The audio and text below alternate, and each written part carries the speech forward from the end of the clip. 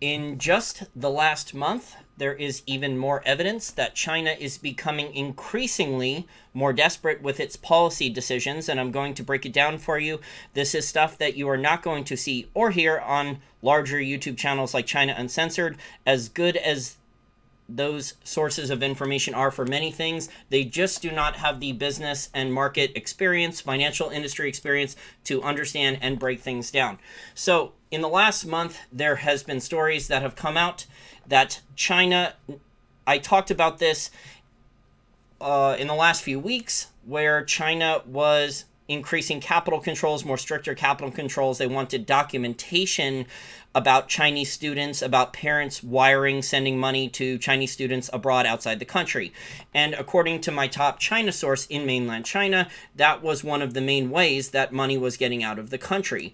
Well, we've gotten more details about those capital controls and additional details about how strict those capital controls are. And in addition to documentation for mainland Chinese students studying abroad, and that was traditionally a way how money would get out of China, now China is trying to prevent foreign real estate purchases. So in other words, wiring of money overseas is not allowed for the purposes of purchasing real estate or insurance products. That's what a banker in China said. So this story came out a few weeks ago, about 3 weeks ago, with more details from Wolf Richter over at Wolf Street. On August 30th, 2019, China's State Administration of Foreign Exchange, or SAFE, has rolled out a new set of currency controls to crack down on capital flight from China to other countries, particularly targeting real estate investments by Chinese individuals and companies. This new set of currency controls include limits for real estate investors that make raising funds via foreign currency debt nearly impossible, and stricter oversight of China's banks that handles these transactions. These new rules regarding the banks kick in when SAFE declares the financial situation in China, quote, abnormal, which would then allow SAFE to crack down on outflows via the banks. But according to Nikkei Asian Review, SAFE had not revealed what criteria will be used to classify the situation as abnormal. And fund transfers overseas locations could be blocked at the whim of SAFE, which is the China State Administration of Foreign Exchange. So we'll just call it SAFE now. When SAFEs deem the situation abnormal, banks come under greater scrutiny and will be graded on the amount of yuan they wire to other countries and the amount of foreign currency they sell. If they get dinged for too much of this type of activity, SAFE may impose limits on other banking activities. So there's going to be the incentive there to block the banks doing foreign real estate, helping with foreign real estate transactions.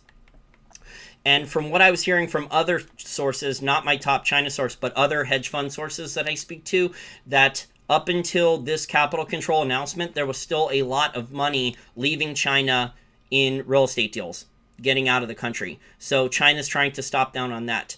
And you have a situation now with these new stories, and I'll get back to the article in a minute, where China over the last month has instituted new policies with stricter capital controls, where China is trying to prevent money from inside China from leaving, and they're also trying to entice or trick, or I would say it's more of a roach motel or a trap. They're trying to trap more foreign direct investment, more investors or suckers or pension funds or bond index funds or bond funds or global bond index funds. They're trying to trap that foreign money to come into China. So this China's State Administration of Foreign Exchange, they also recently, just in the last week or two, they also removed the cap for how much foreign direct investment is allowed into China in Chinese stocks and bonds. So there used to be a cap of 300 billion a quota, and there was nowhere near the amount of foreign direct investment to meet that quota, but China eliminated the quota entirely, trying to entice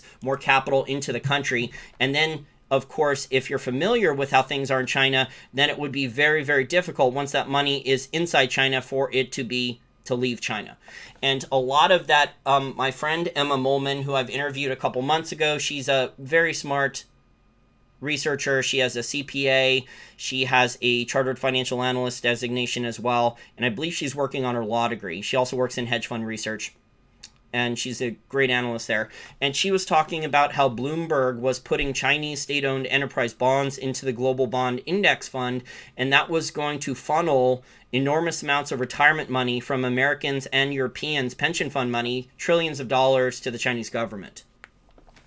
So you have a situation where just in the last month, this safe entity, which is obviously controlled by the Chinese government, they have tried to crack down even further on mainland Chinese capital leaving China, and also try to trick more foreign investors to put their capital into the Chinese economy. And on top of that, so if you want to go into detail, I have the articles about that, but it was extremely common for a lot of people in mainland China to be able to get their money out of the country and through a bunch of different ways and into foreign real estate investments. I even saw in January of 2019, there was an article that CNBC ran, how mainland Chinese through relatives in other countries, either in the US or in Australia or Canada, were actually pooling resources to get mortgages in other countries. So the relative in the United States in the Midwest or another part of the United States would take out a mortgage, and then the resources would be pulled, and the mainland Chinese then would be helping pay off the mortgage, just so that way they could get savings out of China. So there are new tricks to this. On top of that, another news story that came out in the last 10 days is that, let me get the guy's exact name. Okay, Li Keqiang, Likeqiang. And he's the premier of China. I think he's either right below Xi, or he's second or third in command. He's either second in command or third in command. And he recently gave a speech saying that it's going to be very difficult for China to maintain 6% growth. So he said the economy is facing certain downward pressure due to slowing global growth, as well as the rise of protectionism and unilateralism. He said in an interview with Russian media. So he, let me get more of the interview here. China's GDP, it's supposedly grew 6.3% in the first half of the year. We know that there's a lot of people that are challenging that don't think it's anywhere near accurate. We know that there was a Chinese economics professor in December of 2018 and January of 2019. He ran the numbers himself with a bunch of data, and he said that China's real economic growth was actually below 2%. He said it was closer to 1.67. He had the number, and he says it was contracting violently, which means that China's growth is collapsing. So the claim is that Peter Schiff and other people have been saying, although it sounds like Peter Schiff is starting to wake up a little bit to the reality of the situation in China, is that China is slowing down. I would argue that whether you believe my research on China or not, I would say it's unquestionable that their growth is slowing down a lot. If you speak with hedge fund managers who track these things on a daily basis, look at trade data, exports and imports, things like that. First of all, the global macro data for all the exporters, whether that's Taiwan, South Korea, Japan, Germany, many of the other exporters, the data is not good. It's declining.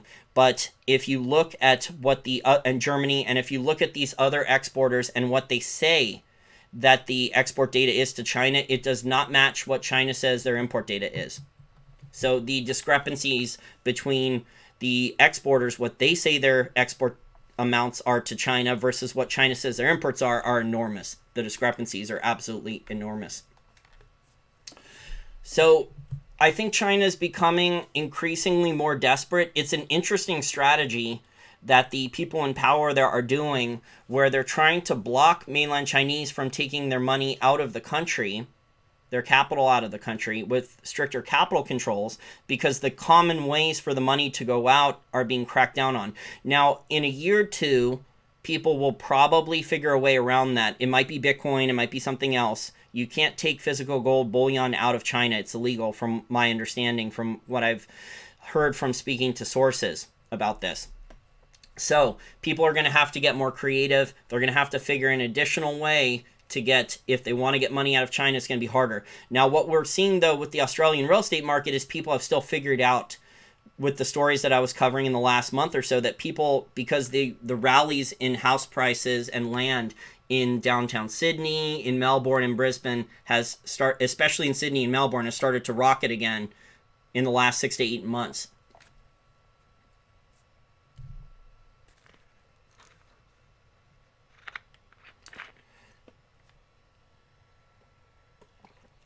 Anthony says the whole world is slowing down. Yeah, I totally agree. The U.S. is officially not in a recession, but there's a lot of signs that the U.S. economy is collapsing. I was debating whether or not I was going to do that sugar baby, sugar daddy show, so I asked for some feedback. There's a lot.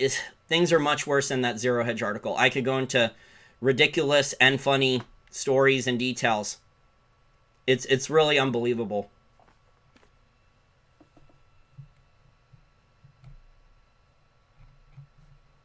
The Zero Hedge article that came out about sugar babies and sugar daddy updates, they've done a few of these articles, about 3 of them. I'm not going to talk a lot about this. I'll just talk about it for a second. They've done 3 of these articles in the last 2 or 3 years, and they only track the growth in signups for college women who sign up on Seeking Arrangement, but the reality is much, much worse in major metro areas. It's pervasive besides just Seeking Arrangement.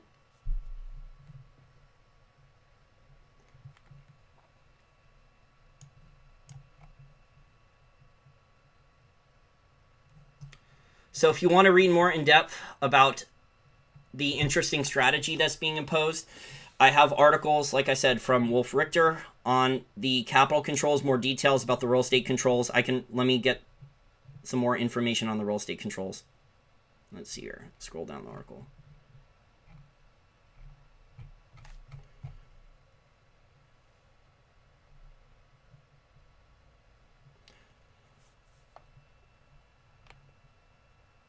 Okay, in addition, the agency has ordered banks to obtain more documentation, so SAFE, before processing fund transfers to other countries. For example, parents wanting to pay for school expenses for their kid in the U.S. must submit an acceptance letter for the U.S. university. For other types of fund transfers to other countries, different types of documents must be presented to the bank, such as work permits. The idea appears to be to allow Chinese citizens to go overseas and do normal things such as working or studying, but not invest in foreign real estate, which they don't. China does not want the money leaving the country. Quote, wiring money overseas is not allowed for the purposes of purchasing real estate or insurance products, a representative at a second-tier Chinese bank told the Nikkei.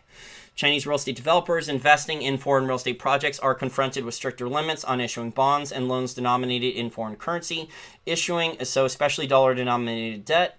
Issuing foreign currency debt was a favorite way of funding of foreign real estate developers. Now, most of these developers are burdened with heavy loads of foreign currency debts and hamstrung by low credit ratings. The combined foreign currency debt of those real estate developers was $170 billion in July, based on an estimate cited by Nikkei. I've heard other estimates that are higher. And Mish Shedlock also has some analysis as well on how China is becoming more and more desperate with the foreign direct investment actions. So China, this is an article he wrote about 11 days ago. China is, on September 12th, China is heading for fiscal and current account deficits amid an escalating trade war. Its response is to encourage foreign direct investment. And he has a graph in here from Bloomberg that China is turning into a typical emerging market, a twin deficit country, vulnerable to external shocks. So they're running a fiscal deficit and a current account deficit. China's latest welcome to foreigners smells of desperation. Global funds no longer need quotas to buy Chinese stocks and bonds, the State Administration of Foreign Exchange said in a statement a couple weeks ago. That removes a hurdle to foreign investment that's been in place for almost 2 decades since the nation first allowed access to its capital markets. Scrapping the quota is less a confident liberalization by a maturing economy and financial system than an overt admission that the country needs money. China has been edging dangerously close to twin deficits in its fiscal and current accounts. It needs as much foreign capital as it can get, even in the form of hot portfolio flows, to keep control over the balance of payments and avoid a further buildup of debt. This thirst for overseas funds explains why China has been opening its financial services industry, allowing global investment banks to take majority control of their local brokerage joint ventures after years of resistance. The question now is whether foreigners will take the bait. I don't think that they will take the bait.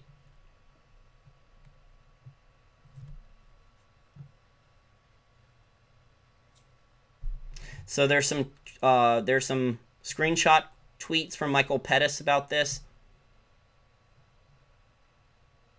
And he thinks that this hot money inflows if the money does come into China. And so far, there hasn't been a big spike when they opened up yet. That in 2 or 3 years, it will have contributed to a lot more instability, he says.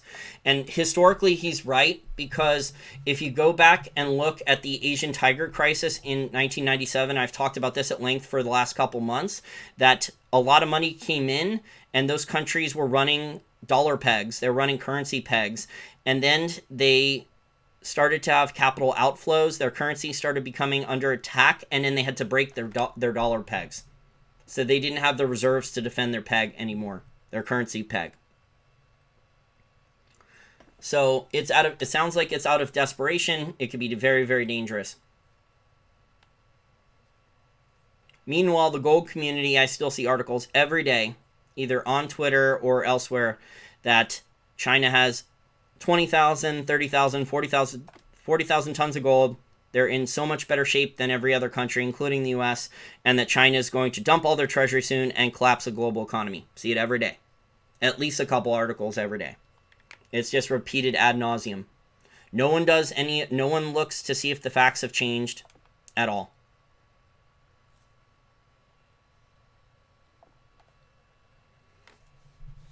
And China's not the world reserve currency. There's something called the Triffin dilemma or Triffin paradox. It's a conflict of economic interests that arises between short-term domestic and long-term international objectives for countries whose currencies serve as global world reserve currencies.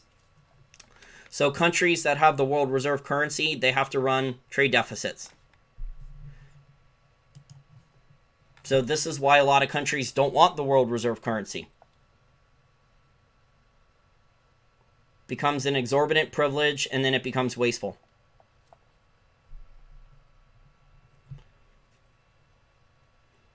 Anthony says the Chinese own a port because Sri Lanka defaulted on it. Yeah, it was an impossible loan that there was no way could be paid back. The loan should not have been given in the first place. The politicians were stupid and desperate to take the money. Same debt traps that the US and European and British and European colonialism laid in Africa and Latin America, and the Spanish government laid in Latin America and South America for years.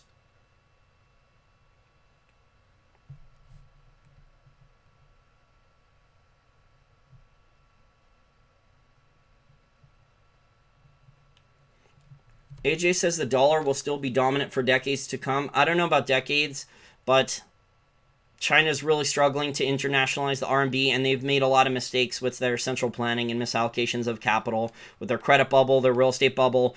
And anyone who's lived in mainland China for a decade will tell you, if they're honest, that Chinese society, the level of debt there is a lot higher than reported in the past. So that 40% savings rate is no longer true. I've heard it from a lot of sources. It's just not true anymore. The majority of Chinese society, especially younger adults there that have jobs, they do not believe in saving their money. And the younger Chinese adults are relying on their parents to pay their rent, buy their house so that they can get married and bail them out financially from debt in some cases.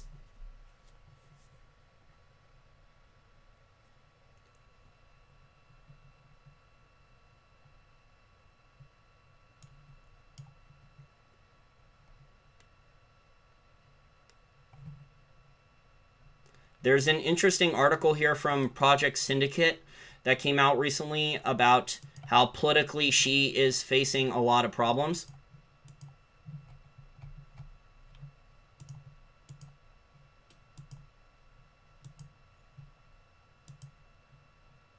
Let me see here. Okay, I have a lot of windows open. The Coming Crisis of China's One-Party Regime by Min Shin Pei from a couple days ago. So it's talking about all the pressure that Xi is dealing with within the higher up levels of the government.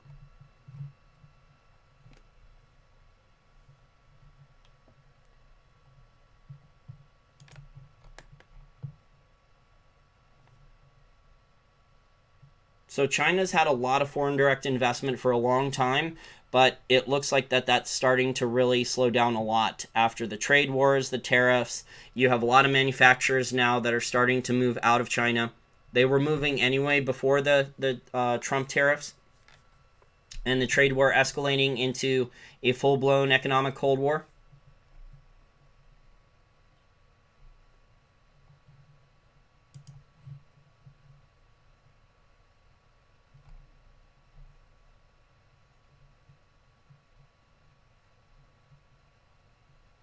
most of Seattle is owned by Chinese people. That's because it's very close to Vancouver in proximity, and a lot of the spillover money that was in Vancouver after Vancouver put in the empty house tax. I think there's a 10% empty house tax. A lot of that spillover went from Vancouver into Seattle.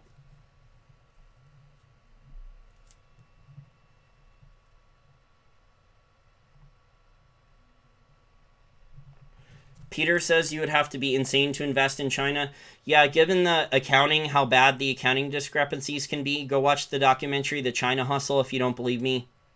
Talking about how there's two entirely different sets of accounting books from reality, and Chinese companies, as long as they tell the truth to Chinese government officials about the accounting books, they can lie to foreign investors as much as they want and not get in trouble in China.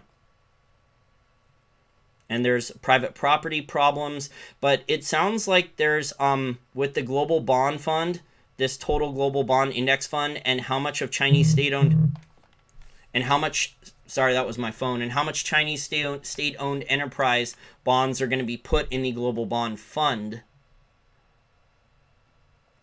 then China's going to sucker a lot of people who are just putting their money into 401ks and IRAs.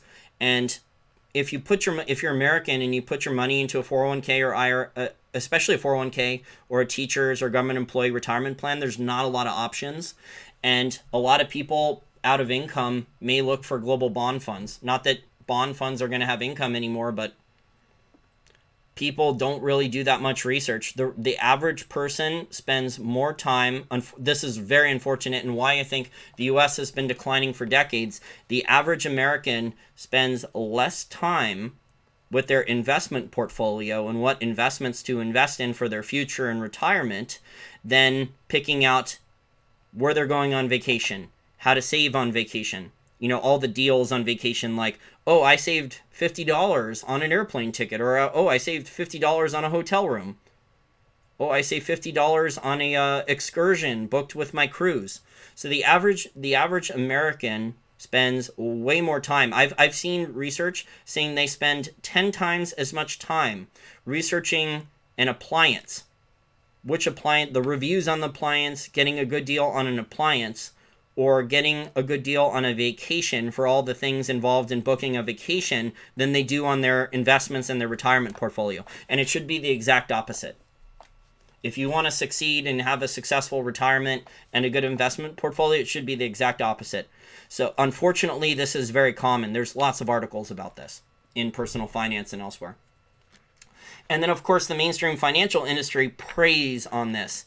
They want someone with a lot of money, an orphan or a widow, who just inherited $500,000 or more and has little or no financial education, and then they're going to sell them, and I've heard this story way too much, they're just going to sell them an annuity then, or a high commission mutual fund, and this is why the regular mainstream financial industry is not doing as well.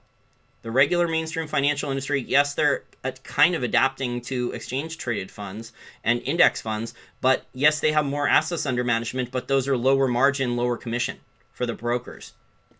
So the old brokers are already being automated away, which is probably a good thing, but there's a lot of human beings that are going to lose their jobs. And then there's people like me in the research areas that actually know what they're doing and can actually hedge and warn people, and then they're firing people like me too in the financial industry.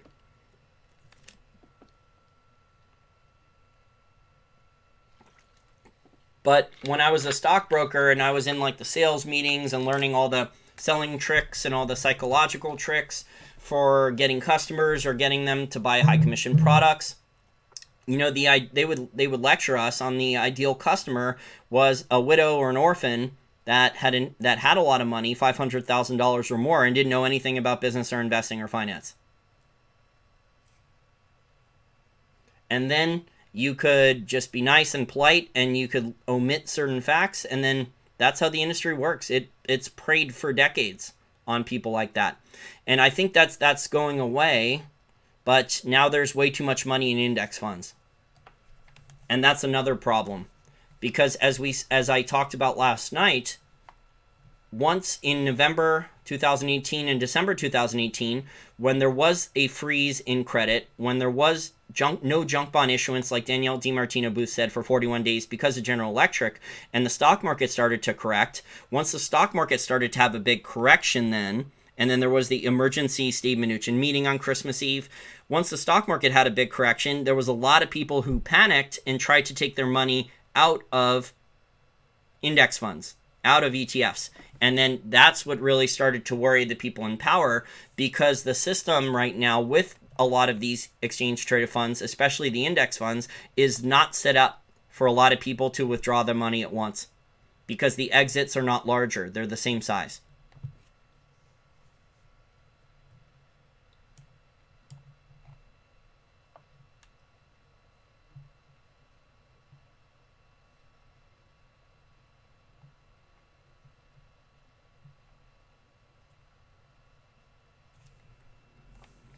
I still see a lot of people who are like Ray Dalio just ran a commercial for the Chinese government basically in the last like 4 or 5 months, talking about how China still has a lot of growth. There was a number of other famous investors, I think Mark Yusko and some other people, who were saying how good China is. I mean, who knows what types of deals they're getting there.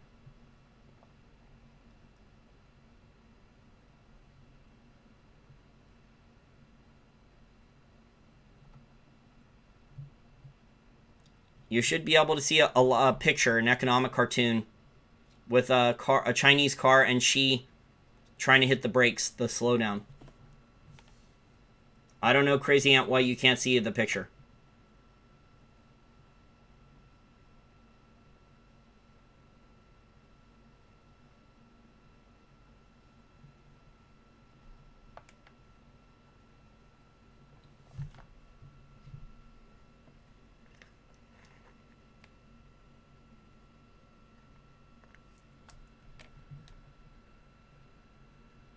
China is selling global assets. I don't know. Do you have any articles where China's selling global assets? I have not seen any. I've just seen where they've said, as a matter of policy, Christopher Balding did an interview for Real Vision TV, and he was citing sources where they've said, as a matter of policy, that China will not be buying as much foreign metals on foreign markets. So they will not be importing as much iron ore.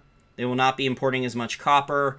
And I think that's where they're going to be doing the rationing with their dollar shortage.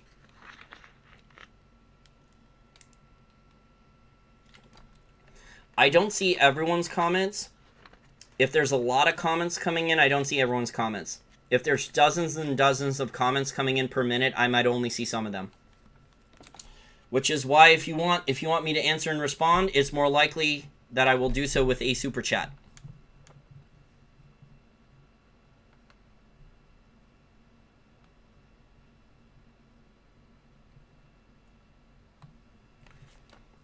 Okay, Albert says he saw an article that China invested less in foreign assets and selling more of its global assets to prop up their market. Yeah, that would make some sense. Their reserves have come down a lot. Since 2015, it's down by at least $1 trillion. Kyle Bass thinks a lot more than that. Kyle Bass thinks that their reserves are below $2 trillion.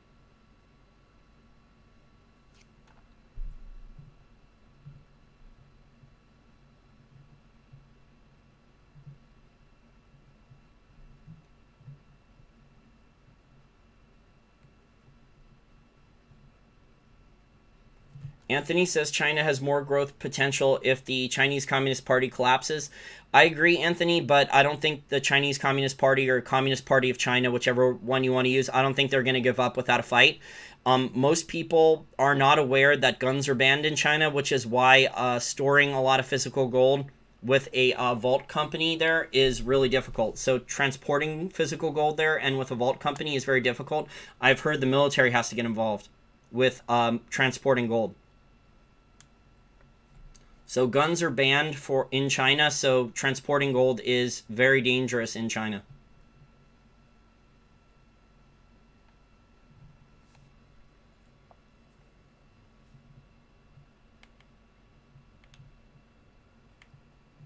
Ryan asks, is there any relationship between repo rates and bond rates? Can we expect bond yields to rise too?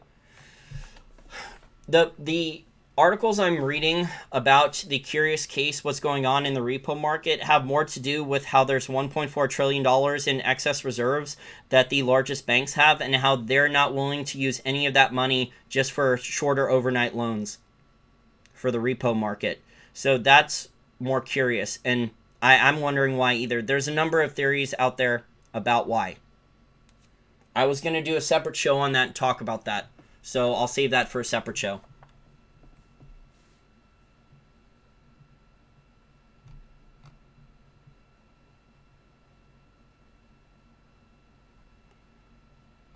Thanks for the super chat, Andre. Did Osisco get a good deal purchasing Barkerville, or did the stock deserve to fall today 10% today? I didn't look at the deal. I didn't see it. So I can't comment on that right now. I can take a look later and then maybe respond in the comment section. Or it can send me an email and remind me.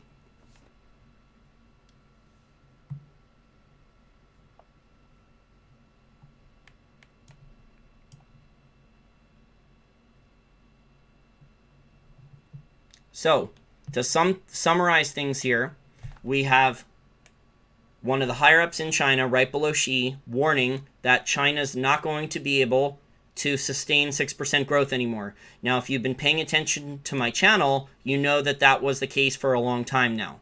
But even the Chinese are admitting this. So there's a lot of anecdotal evidence that the Chinese economy has been slowing down for a while, and now a very higher up, just in the last 10 days, right below Xi, has admitted that this is true. So you have that. On top of that, you have policies, new policies, or stricter policies, where, well, in one case it's stricter, in the other case it's desperation, I would say. Well, both may be desperation. But you have the case where SAFE is trying to get more foreign direct investment and then trap it inside the country. So it would be the version of the Roach Motel, where if foreigners invest a lot, so if a foreign bank makes an investment into a Chinese bank, then they're going to have to help deal with the bailouts of potential Chinese banks in the future, or Chinese brokerages in the future, with all the problems in the Chinese banking system. Or if foreign investors, say a pension fund or another type of fund, makes a large investment into a Chinese company or the Chinese economy, it's now that China's trying to open up and remove that cap. They had a $300 billion cap, and only $100 billion was used on it, I think, this year, where that money, if it is more money, if it's hundreds of billions of dollars more is invested, that money would have very big difficulties leaving the country, in my opinion. If, from what I've heard from sources, some of my top sources, and from listeners to this podcast who live in mainland China, it is extremely difficult. Even if you only have like $10,000 in a bank account, to $10,000 equivalent in RMB or yuan, to get it out of the country, or less to get it out of the country once it's in China.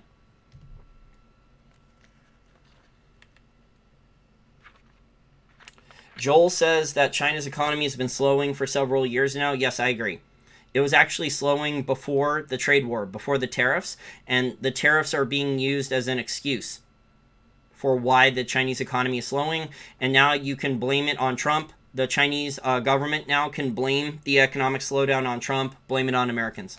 So it's convenient for the xenophobia angle. I think that China is going, and I think this is by choice, and I think this has to do with the philosophy of Xi in general, that China is focusing on more isolationist policies. However, China is, in its trade dealings, they're only wanting to do deals with mostly emerging markets or Italy, where they can have a lot of leverage over them. So if China has a negotiating position on an emerging market country like in Africa or in Latin America or Venezuela, and they have an enormous amount of leverage over that country, for example, in Venezuela, China has just Venezuela owes China an enormous amount from loans, that Venezuela pledged an enormous amount of their oil production as collateral, and things are so bad in Venezuela that I was reading articles earlier this year where Venezuela's daily oil production had dropped so much that it was getting worrisome for the Chinese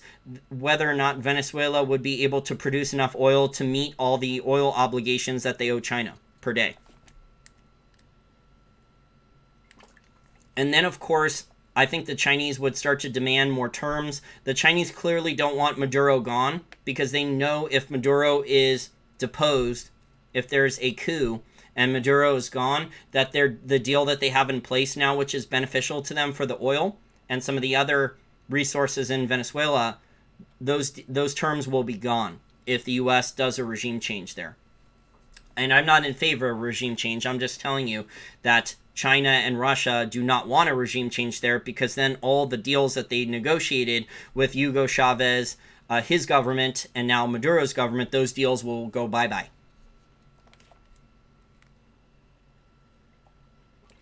But I think only Maduro and the military and their cronies, I would say the military, only the higher-ups in the military actually benefit from the deals that China and Russia have done with the Maduro government. Most people in the military are getting paid in toilet paper. Some of the other stories I'm seeing, it's really sad.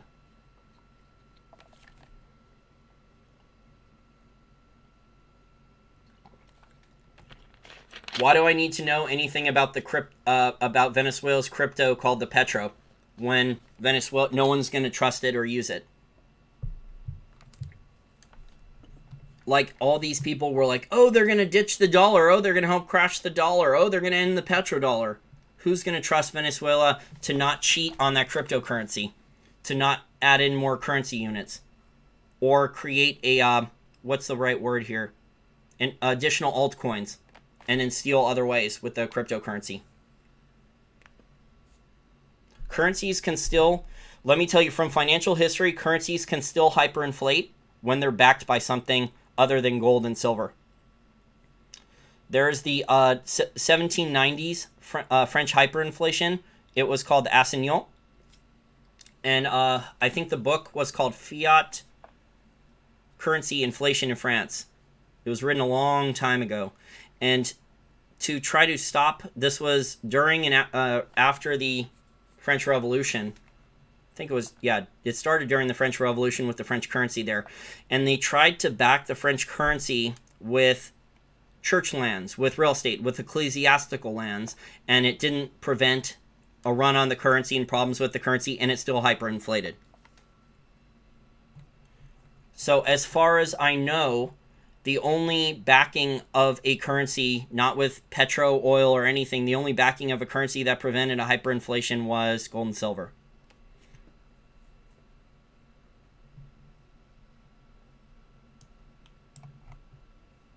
Thank you, Rick, for the super chat. Thank you, Shin, for the super chat. Rick asks, what kind of insurance products are the Chinese trying to buy but being blocked? So I think, Rick, that this is a scam that Chinese companies and Chinese citizens were doing, where they would try to overpay intentionally in another country to get their money out and then demand a refund in a foreign bank account. So I've heard stories of people going to the universities here in the United States and also in Canada, where Chinese foreign students would intentionally, so they would be a student there, and then they would get a bill for their tuition, and they would intentionally overpay the bill by a lot of money, and then demand the university send them a refund check in the other currency. So people were using it as a scam then to get a rebate check in another currency, so they could take the check that they got from the university and go and deposit it then into a foreign bank account in Canada or somewhere else, or the United States or somewhere else. So that scam was going on. I believe it was going on for years, and I think it was becoming so pervasive that I think Canada cracked down on it recently. I'm not sure if it's still happening now.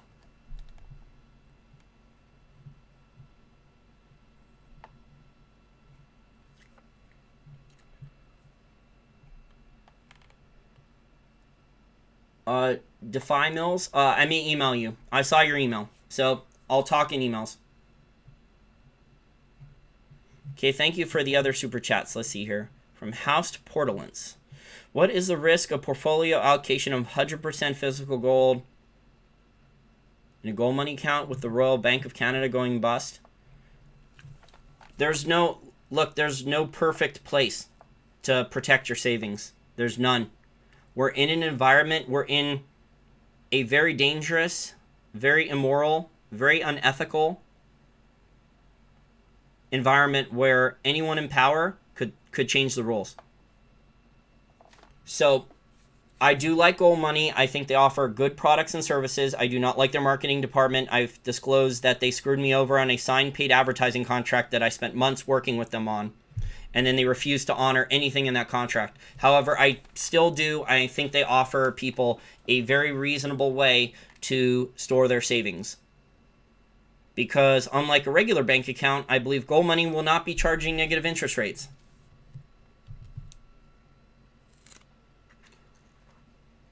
So it's not financial advice, just my opinion. I think Gold Money offers a pretty good alternative, whether you're in the US, European Union, Canada, Australia, anywhere else.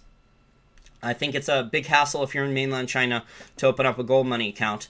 But you can get a gold-backed debit card, and then if you go traveling, all your savings that are stored in gold grams in different vaults all over the world, you can store up to, I think, 13. They might even have more than 13 different vaults all over the world. You can diversify vaults fairly cheaply. And then if you buy something in fiat currency, grams of gold are sold for the fiat currency you need, and your savings are protected. So there is nothing perfect. The rules will change.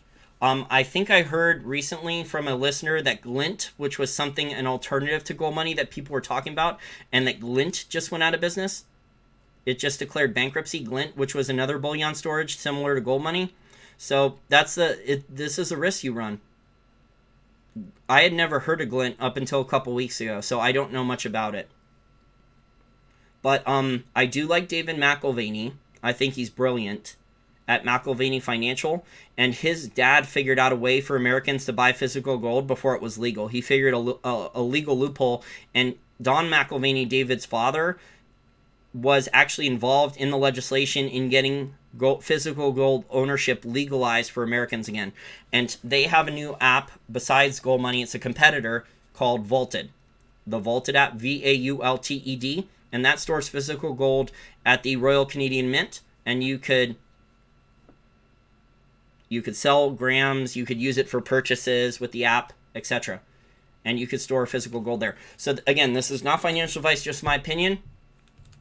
Might be smart to have accounts at both places, and then have storage of physical gold with your Gold Money account, because they're not going to charge you enormous fees to have storage in multiple vaults in multiple countries to have that exercise as well. Again, just my opinion. I know my European Union listeners are very scared of further negative interest rates. The US, it doesn't seem like that's likely immediately, but they are discussing it more and more and more. But we're in a cat and mouse environment where the rules are constantly shifting, constantly changing. So what could be a safe way to store savings one day, a month, 2 months, 6 months, a year or two later, might not be safe in that time frame later. It's not fair, but this is the bullshit that we have to deal with now, because the people in power are lying to us and changing the rules and doing covert quantitative easing and covert bailouts. Like I think Danielle DiMartino Booth is very smart. I respect her a lot. She has brilliant insights on a lot of things, but I totally disagree with what she said on that speech, on that video that I talked about yesterday on yesterday's show with Deutsche Bank. I have direct evidence that conflicts everything she said from a whistleblower who was in a high-level IMF meeting in 2014. And the phrase currency swaps were used hundreds of times in presentations by people from the major central banks, people from the treasury departments, etc. And if they were being used back then, it means that the currency swaps never really stopped after 2008, because we know about the one-time partial audit that Ron Paul got in 2011 that Bernie Sanders and John McCain both agreed to.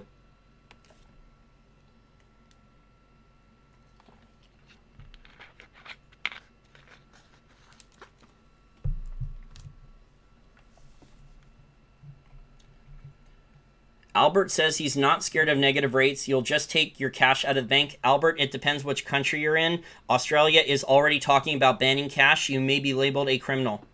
If you take your money out of the bank and all of a sudden the rules are changed, you could be labeled a criminal. They could assume that you are a money launderer. because you're using cash when everyone else is not. This is the environment we are in. We're in a ridiculously difficult, ridiculously unfair, ridiculously immoral, ridiculously unethical environment where the rules can constantly change. So if you think that you did the right thing and that you pulled out cash out of the banks now, all of a sudden the governments at some point in Australia is already discussing this, from what I've heard from my friends in Australia, that you could be labeled a criminal because you're using cash.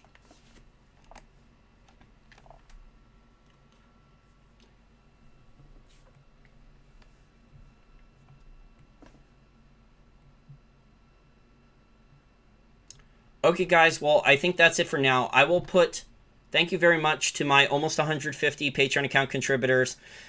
My birthday's coming up in about 10 days, so hopefully I'll get to over 150. Thank you to my almost a dozen monthly PayPal contributors, and thank you very much to the people who tip me once in a while through my websites. It's greatly appreciated.